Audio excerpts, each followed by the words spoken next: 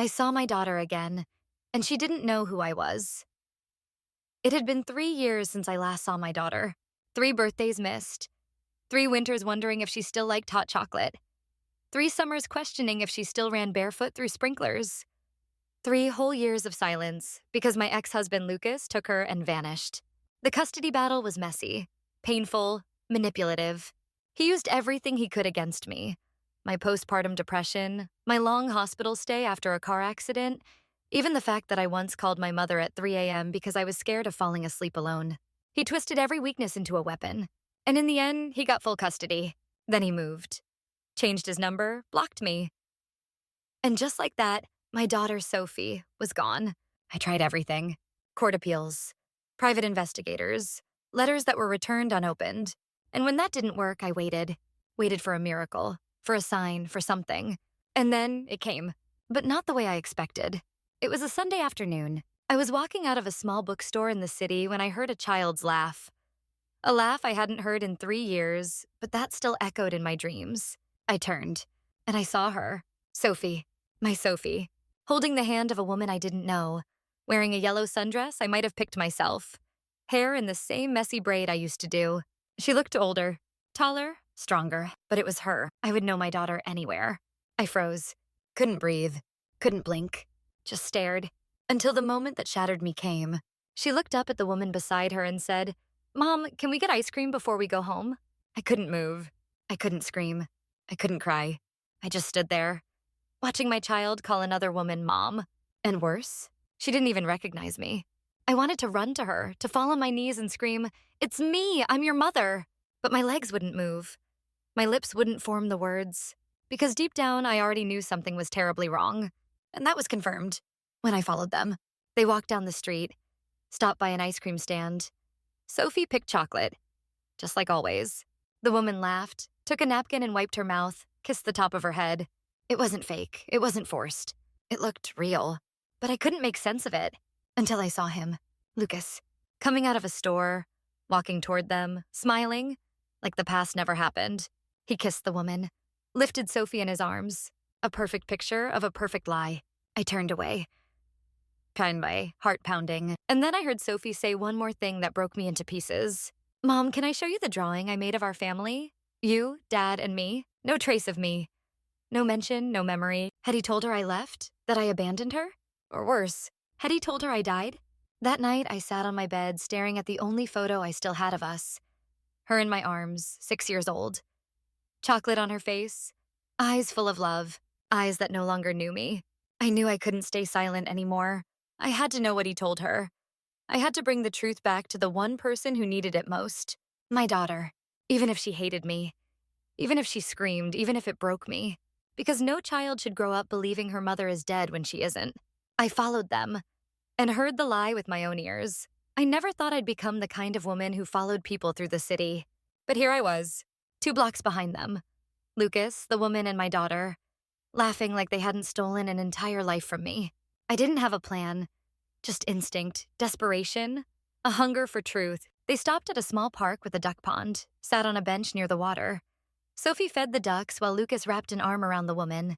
She leaned into him. I stood behind a tree, heart pounding, hands shaking, tears threatening to spill at any moment. Then I heard it. "Daddy, do ducks go to heaven?" He laughed softly. "Some people believe that, sweetie. Why?"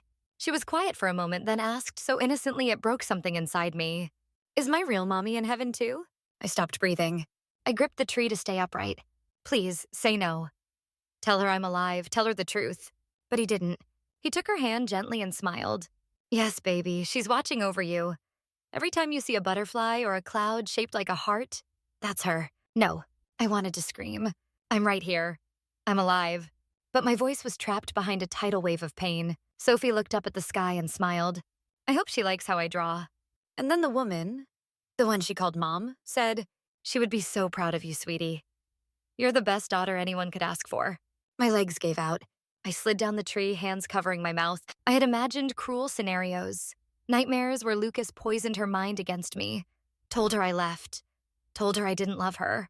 But this was worse. This was erasure. He buried me while I was still breathing. After a while, they got up. Walked back toward their car. I stayed behind. Frozen, numb, torn open. When they were gone, I stood at the pond where Sophie had been, picked up a napkin she'd dropped. It had a drawing, 3 stick figures, a tall man, a woman with red hair, and a little girl in a yellow dress. On top, in crayon, me and Mommy and Daddy. I pressed the paper to my chest. That was supposed to be me. I was supposed to be the one brushing paint off her fingers, tucking her in at night, helping her tie her shoes. But instead, I was a ghost, a memory she never had. That night, I sat at my kitchen table and stared at my reflection. Hair longer, eyes heavier, but I was still me, still Sophie's mother. And I knew what I had to do. I called the private investigator I had stopped working with a year ago. I need to find out where he lives now, who that woman is, and I want every legal path reopened. He paused. Amelia, are you sure you want to stir this up again? She thinks I'm dead. Silence. I'll get started right away, because now this wasn't just about pain. It was about identity, about truth, about a child who deserved to know who her real mother was. And I would not rest until I brought her back to me. The woman my daughter called Mom, and had no idea I was alive. Her name was Claire. The private investigator found her within 2 days. She was a kindergarten teacher, kind, gentle, had a golden retriever named Max and a smile that made kids feel safe. She met Lucas 2 years ago. They started dating casually. He told her his wife died in a car accident. He said he was a single father doing his best. Claire fell in love, not just with him, but with Sophie. She wasn't trying to replace anyone. She truly believed there was no one to replace. That broke me in ways I didn't expect, because I came ready to hate her. But instead, I found a woman who had loved my child, while mourning a woman who was still breathing. I didn't want to confront her violently. That would only confuse Sophie. So I did the one thing I never thought I'd do. I sent Claire a letter, a simple one. Dear Claire, you don't know me, but I know you. You've been taking care of my daughter, Sophie. You've done her hair, packed her lunch, kissed her forehead. And I want to start by saying thank you. But there's something you need to know. I'm not dead, I'm her mother, and I'm alive. Lucas lied to you, to her, to everyone. I'm not writing this to take her away from you in anger. But I need you to know the truth, because you deserve it too. If you want to talk, I'll be at the park bench by the duck pond. Tuesday, 5 p.m. Amelia, Sophie's mom. I didn't expect her to come, but she did. She arrived early, wearing a navy coat, eyes already red. She sat beside me in silence. You're really her mom, she whispered. I nodded. You didn't know? She shook her head. He showed me pictures of a car crash, said it was instant, said she never cried. Her voice cracked. I used to tell Sophie her mom was a beautiful angel. Tears slipped down her cheeks. All this time, I've been comforting a child with a lie. I'm a teacher. I believe in truth. I put a hand on hers. You're not the villain here, Claire. You're a mother, too. Maybe not by blood, but by heart. She sobbed harder.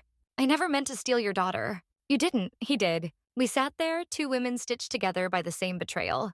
What will you do now? She asked.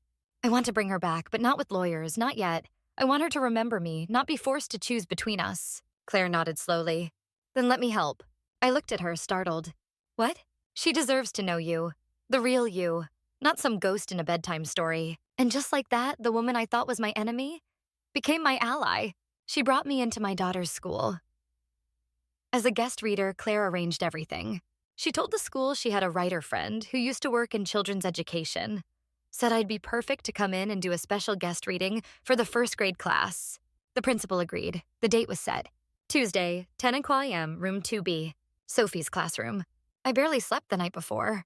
What do you wear to meet your child when she doesn't know you're her mother? What do you say when you're finally face to face, but have to pretend you're just Miss Amelia? Claire met me outside the classroom that morning. She squeezed my hand. She doesn't know. I haven't said anything, but she's been asking about her drawings lately. Wants to know if she really looks like her mom. I swallowed the lump in my throat. Does she? Claire looked at me. Exactly like you. The teacher introduced me. Class, today we have a special visitor. Everyone say hello to Miss Amelia. 20 tiny voices chirped. Hee, Miss Amelia. I smiled. My eyes scanned the room, and then I saw her in the 2nd row. Blue headband, sketchbook on her desk. Sophie. She looked up at me.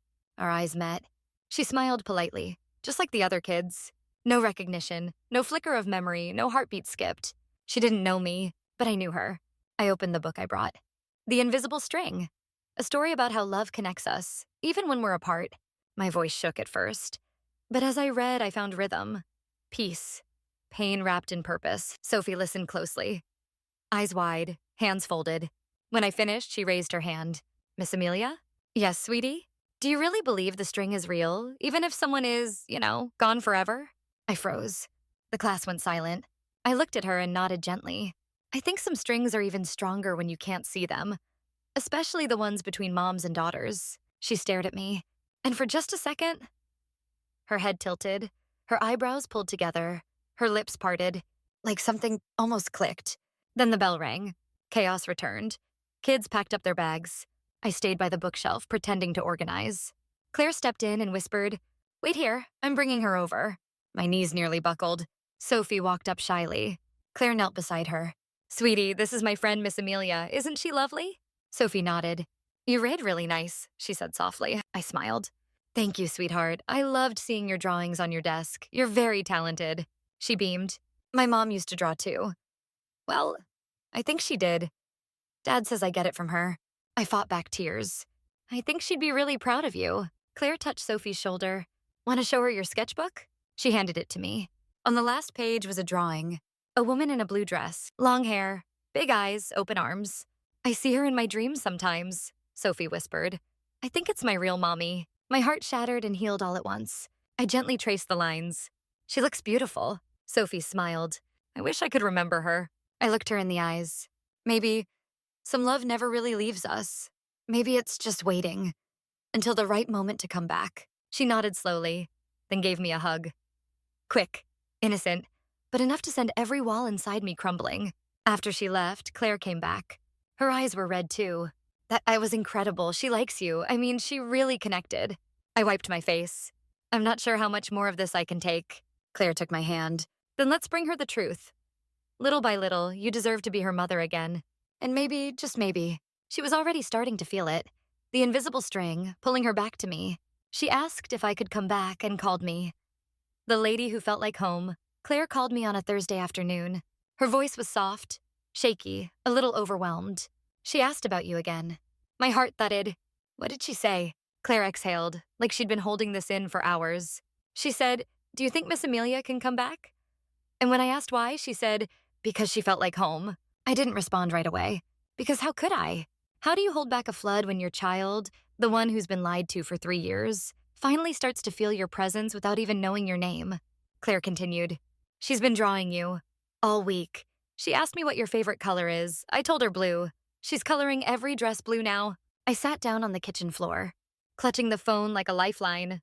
"I don't know how much longer I can be just a visitor, Claire." She was quiet for a moment.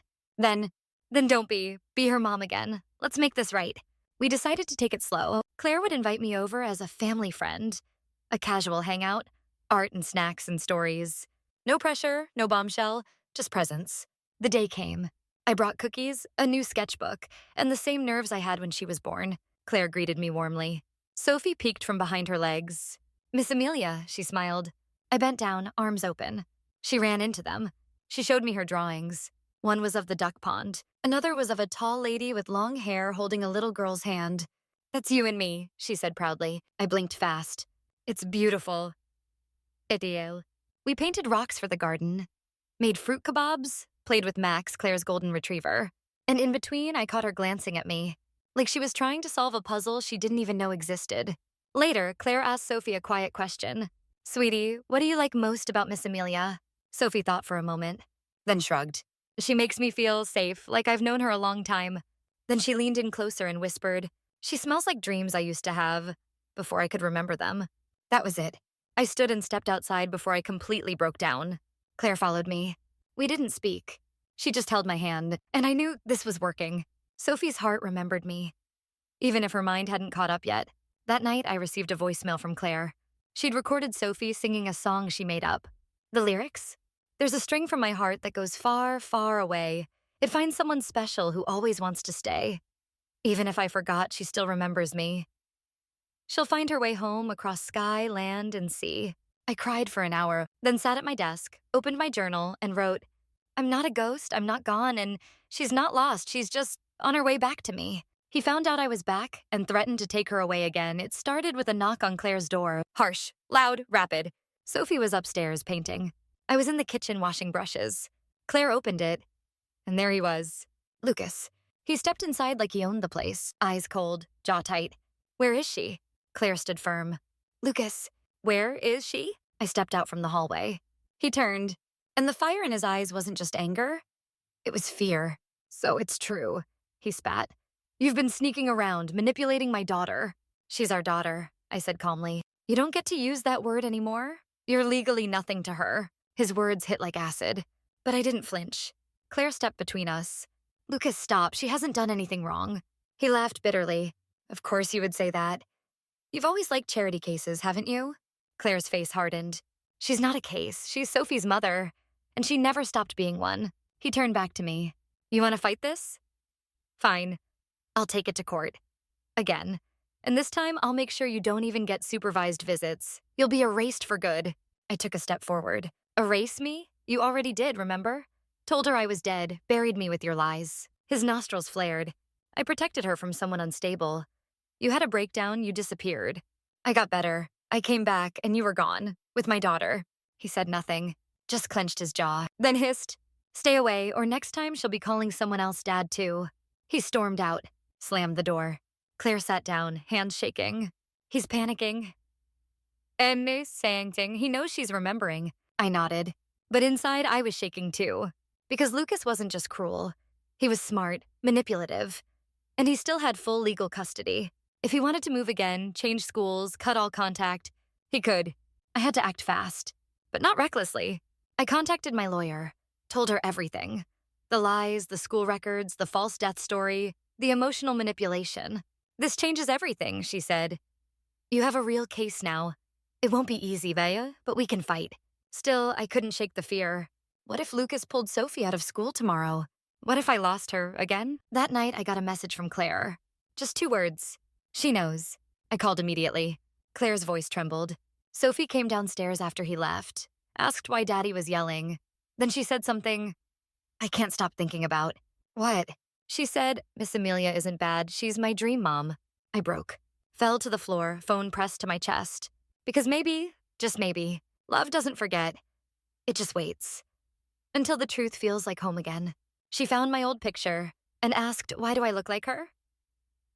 It was a quiet Sunday afternoon. Claire invited me over again. Sophie had begged for it all week.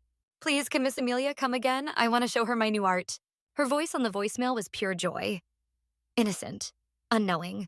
But something in the air that day felt different. Claire had set out lemonade and cookies. Sophie ran to me with open arms. I drew you again. I laughed through tears. Let me see. She showed me a picture of us flying kites. She gave me butterfly wings, said I was a sky angel. I nearly broke. We painted together. Claire went upstairs for laundry, and Sophie pulled out an old art box she'd found in the closet. Look, Mommy said I could keep this one now. It was hers when she was little. She dug through markers and stickers, then stopped, pulled out a folded photo. Who's this? She asked. She held it up.